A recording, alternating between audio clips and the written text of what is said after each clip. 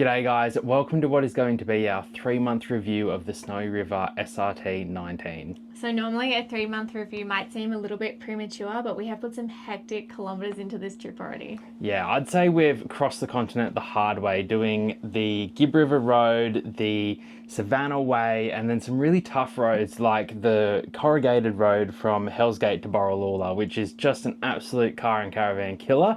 Unless you're us, I think. So you might be wondering why we have shot up from Sydney and already hit the top of Western Australia, and that's for a couple of reasons. We did get this van in mid-May and we did our shakedown trip, and as you guys would know from our first video, we talked about how we went away filming Pat's show. When we got back, it was end of July, packed up all our stuff, hit the road straight away. And we had just been in WA, so instead of heading straight west, which I think most of the country were touring WA when we headed off, we went north, and with that comes the challenge of wet season. We didn't want to be in the NT in wet season. Of course, it would be a great experience to do it one day, just to see how different the landscape is and the waterfalls and all that kind of stuff. But we wanted to get across, see all the things, do all the things before they closed, and that meant we were kind of racing against the clock. So that's why we've gone so quickly.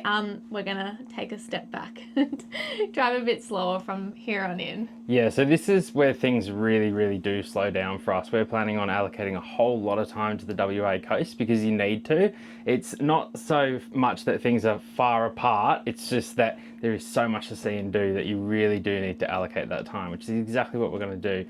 Tackling things north of that 26 parallel, the Tropic of Capricorn, in the build-up is pretty treacherous. It is hot, there's a lot of bugs, there's a lot of storms. It's actually been amazing. Like, I love storms. I really love the novelty of being able to escape storms in something like this. It's actually quite romantic and nice. But anyway, that's not what this video is about. This is about telling you guys how our van has fared, how the SRT-19 has gone over the last 3 months of what is probably hell for it and joy for us. So I wanted to preface this. As you guys know, we are Snowy River ambassadors. So most of our content, we are showing you guys what the Snowy River can do and our experience in it, where we've taken it, things like that. But this review is our opinion. So we're not going to be saying, you know, this is good, this is bad. It's just like, this is our experience. This is what we found. And worth noting, we are in regular contact with Snowy, of course, being ambassadors. And they often ask us, you know, how are you guys going in the van? What any issues, like what would you change? Things like that. So they do care about experiences, and we're guinea pigs for them as much as we are for you guys. And so when we give them our feedback of how the van's going, they do take that into consideration. And in an ideal world, if we bring something up, they fix it. And then for future customers, that bridge has been gapped. Yeah. I just wanted to preface it because I know that a lot of the time when someone sees content from creators who are affiliated with a brand, they just immediately don't trust it. And I just wanted to let you guys know, we don't have a magic wand. If something goes wrong on the van or something breaks, we can't just wave a wand and fix it. We do still have to go through the warranty process, and we're not hiding stuff. We're literally here just to share our experience, and that's why we wanted to give you our 3-month review as well, just to show you our personal opinion on the van and our travels. I mean, we've done some extensive kilometers, some very different landscapes, different states, so I think we've really put it to the test. And yeah, we hope that this video will be informative for you guys if you're on the fence about buying a Snowy or just on the fence about buying a caravan. So let's get into some of the nitty gritty. And one of the things I really want to point out is you will know from watching these videos, our favorite pastime is to walk around caravan sites and look at the other setups. I was looking at a very expensive van just a couple of minutes ago, and you'll never guess what kind of drawbar it had on it. One very similar to this one here on the SRT-19, which is one of my favorite features of this van, the drawbar, the way it goosenecks down. It just adds so much maneuverability and ease of towing. So it's really great to see that I guess they've taken design inspiration, they're looking around at what's happening, what fares well in Australia, and they're adding those things to this van. And I can say wholeheartedly that is going to be one of the best additions that has stood up absolutely perfectly over the last 3 months and made a massive difference. So that's a big winner in my mind. But I just wanted to throw that out there while it's fresh in my mind. So let's get to what people ask us the most about, which is how the van goes off the sealed road and on a dirt track. So as you would have seen in our past video, we went Hell's Gate to Borroloola. That was just a little sample, a 2-dayer of what a rough condition would feel like and how the van would respond to that. And that was a big, like, an important test for us because we were planning on doing the Gib, which we did, but we won't give any spoilers because that video is not out yet. Yeah, so first and foremost, the level of protection under the van really, I would say if you owned this van, you'd be stoked because the depreciation has not taken a massive hit from stone chips. There's so much protection under this van that we did the normal things like adding pool noodles to pipe work and stuff like that. We really didn't need it, it turns out. It's mud flap city down there. There's 1,000 mud flaps, there's 1,000 brushes, all doing the hard work to protect the van. So when you're doing a gravel road like that, the van's really at home here. There's also no sort of, in a vehicle, you'd refer to it as bump steer, where you hit a bump and you're sort of darting off in all directions. That just doesn't happen with this van. I would say it's down to almost perfect weight proportioning. Well, I don't know, a dialed in chassis perhaps. We have a whole lot of suspension going on under there, and we don't really need to delve into how it works or why it works so well. I guess the most important thing is to say that it's running Australian components under there and it works really, really well, and it stood up absolutely to the rigors of those really deep corrugated gravel roads. It's also worth saying that when you're off-road, there's different definitions, different levels of off-roading. So we've had it from the deep corrugations to the sandy tracks to some really hectic leans. We had it on a good lean the other day, which Jess didn't love. And it doesn't really matter what we've put it through, as long as we could drive it and navigate our way through that area, the van's just shrugged it off. And that's just the hands down truth. Yeah, and I mean, there's no van is going to be able to handle the damage that a person can put. So there is still a lot of user error when it comes to towing a van. If you're towing too fast, if you've got the tire PSI too high, I don't know, like, I just think you can't always blame the Caravan. Same with the rock stuff, like, yeah, they're gonna spit rocks up, but if you have protection on the van like we do, but you take the extra steps, like you add something like a stone stomper or rock tamers, it does come down to user error as well. And you know, it's not always the user problem. That's why there's warranty. If things break, the caravan companies do take accountability and they fix it for you free of charge. But I thought I would just throw that out there because something else that we do that's important is when we are on those rough dirt roads, we do pull over and check. So Josh will look around the van, check the tires, check the exterior. We'll take a peek through the window, sometimes come in, check that all the cupboards and the drawers are still closed, because, you know, if a cupboard had opened and things had fallen out and we just kept driving, you know, it would just, everything that had fallen out would be broken or slid across the floor and the damage would be worse. So it is worth stopping, checking, and yeah, taking those precautions. Like Josh said, we didn't probably need the pool noodles, but we saw other people do it. We didn't want to take any chances. Last thing you want to do is bust a pipe or a water, what do you call them? Water tank. Josh hates when I say caravan newbies because we're not newbies to traveling, and Josh is not a newbie to towing, but we are new to having a van. So we actually did a video, I just want to point this out because I thought it was quite funny. We did a video where Josh talked about lowering the tyre pressures on the Caravan. So they normally sit at about 50. Josh lowered them to 30. This was the first dirt road with corrugations, like rough track that we had taken. Josh lowered to 30 and said, you know, we'll just suck it and see, which means we'll review and we'll stop and check them. And all these people commenting saying, lower it to 20 to 25, like do it right, the right way. And like, I understand what you're saying with that, but we didn't know how the tires would respond. Obviously different tires act differently. We've got different tires on the ute. We've been in caravans that have different tires. So it was a bit of a review process. And I think that's just something that we've learnt with caravanning, is there is a lot to just learn and practice and reevaluate. And if you do something wrong, you learn from it. There's so many support groups on Facebook, so many people to ask. You can ask Snowy, even, you know, they do create the vans. But yeah, just something that I wanted to point out, that there is an element of human error as well, which you do need to account for. You can't blame the caravan for everything. And yeah, we definitely took it very, very slow. Took 7.5 hours to do 2 days. The Gib had slow sections as well. It does actually lead me to one of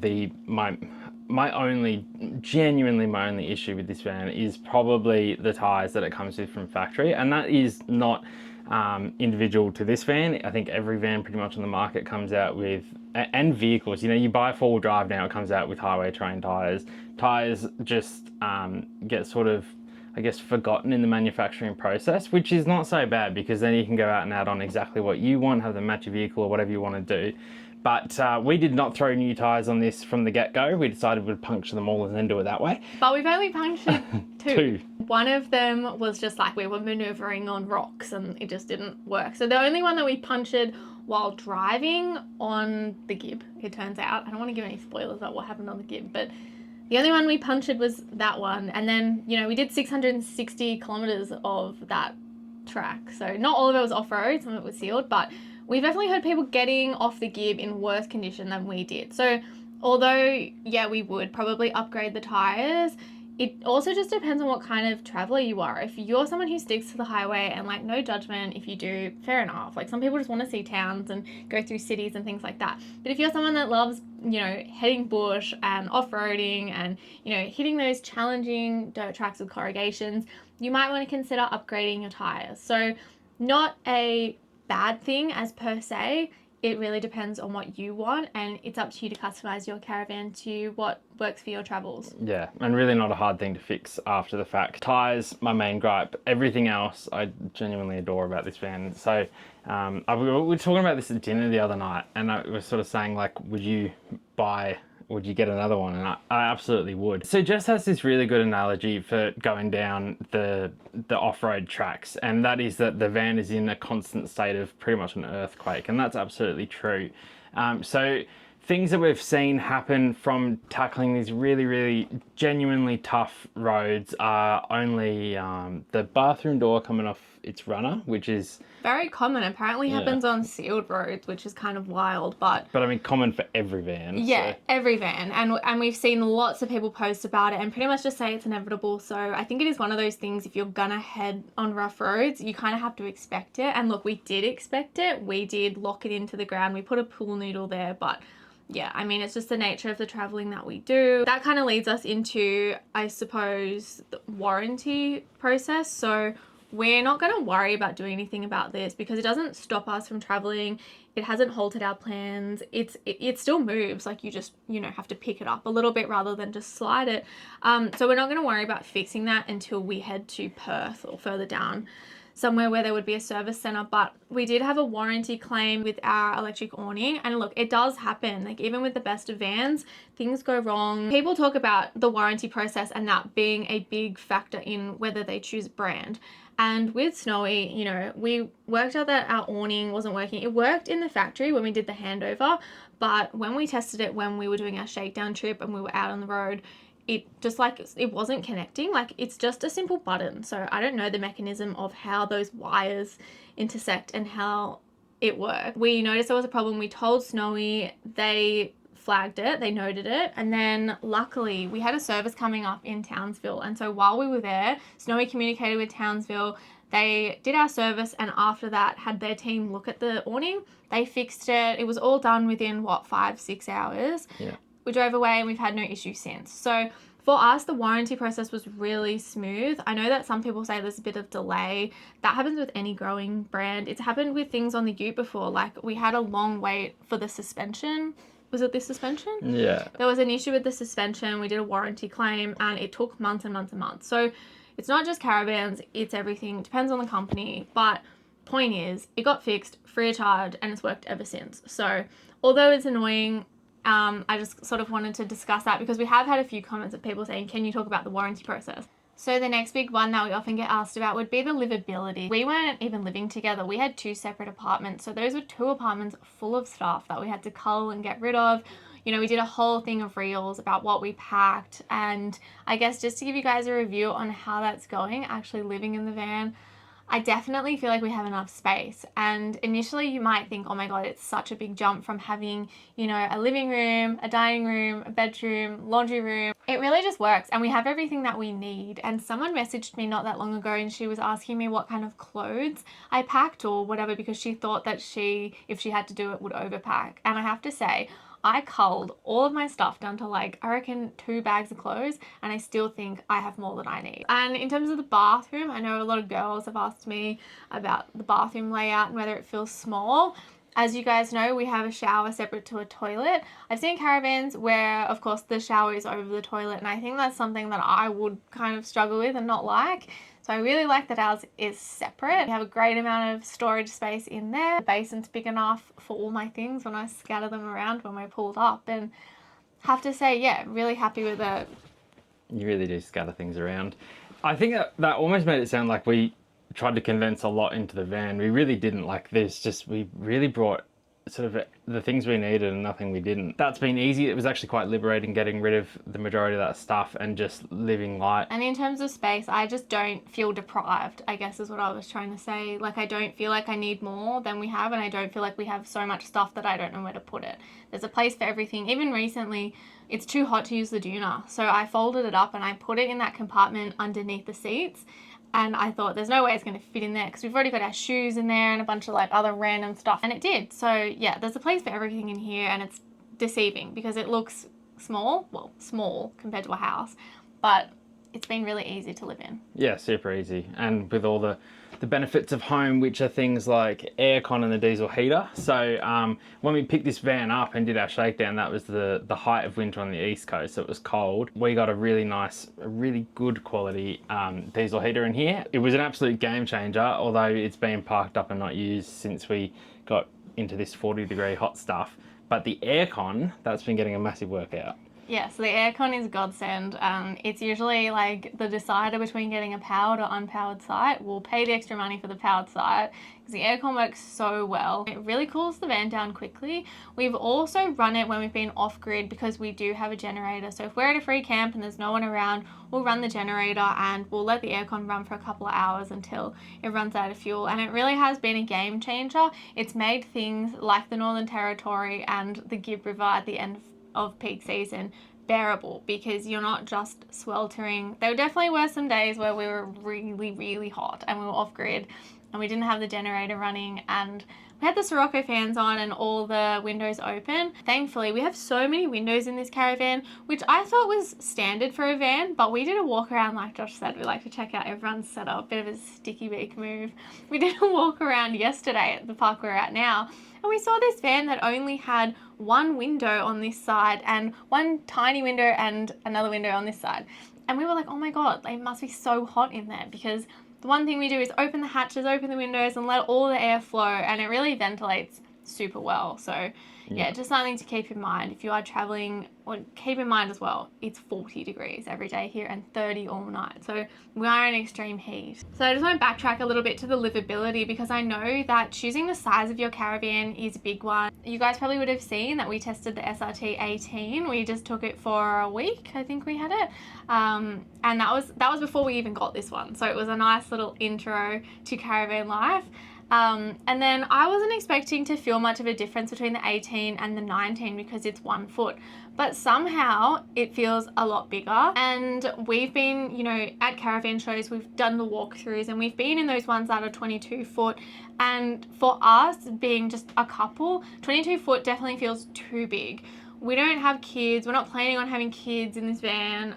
We don't have a dog. So we don't have those extra things to consider. So if you are a couple and you're deciding on what length or, you know, size you want your caravan, I think 19 foot. The 18 foot was great, but I have to say, if I had to pick between the two, I would pick the 19 because it just, yeah, it for some reason feels like it's like a difference of maybe a meter. Even people commented saying they noticed it on camera from when we were we'd done some videos in the 18 to the 19. People were like, it's so much bigger inside. Yeah. And it is. I don't know if it's placebo or what, but who cares? It's nice. And you get an extra axle, so that's good too. Next thing is, this is like a little bit silly, but I did want to bring it up because when it comes to caravanning, you know, it is a luxury leisure thing, right? Like you could just have a tent and do all the things that we're doing, but you wouldn't have the luxury element of it.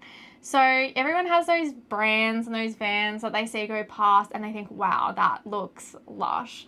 And we actually have had so many people come up to us at caravan parks, things like that, and say, what a setup, that van looks amazing.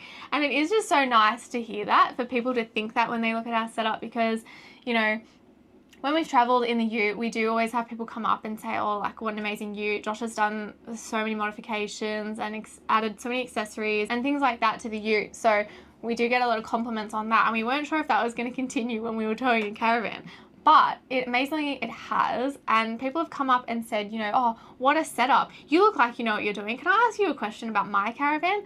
And luckily, Josh is a motoring journalist and has been touring for a decade. So he does have the answer, even though this is our first caravan on tour.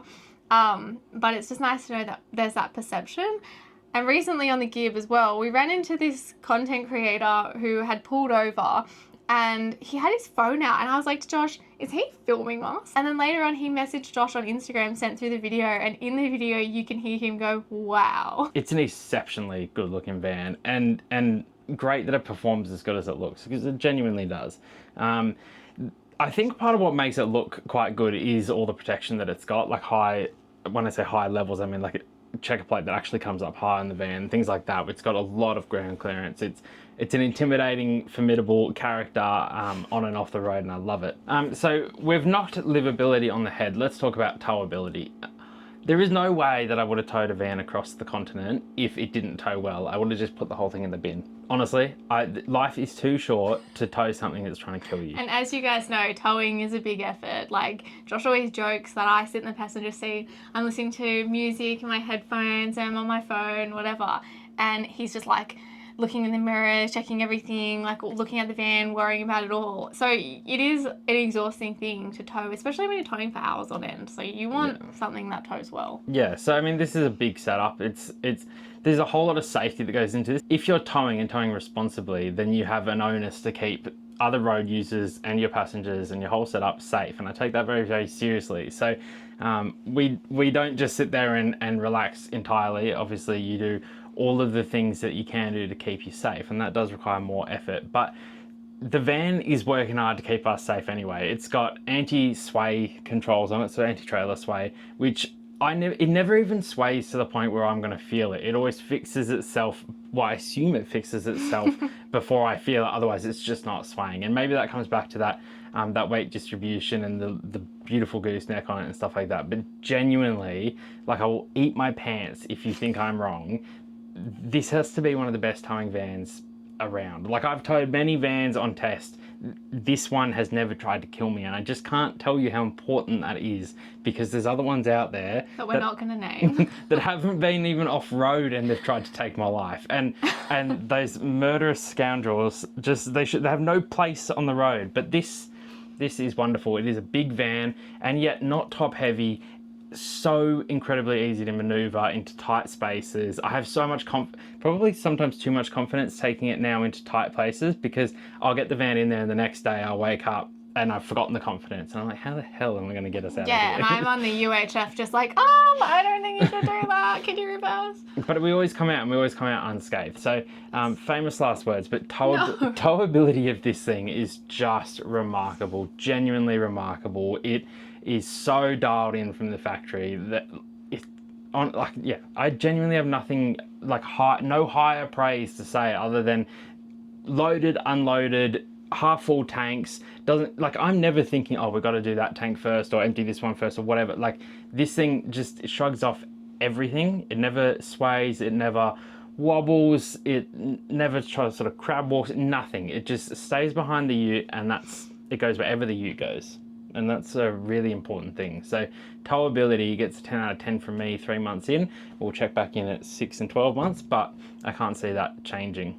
I think another thing that people often ask us as well, I guess it goes a little bit with the off-road traveling, is the dust suppression system. So look, I don't want to talk badly about the canopy because it has done a lot, but unfortunately on this trip we have noticed that the canopy is filling up with dust. So we felt a bit like, oh my God, imagine what the van's going to be like inside. And at that point had white doona, white sheets on the bed. I was seeing how long they would last before they turned orange. Turns out it was about a month.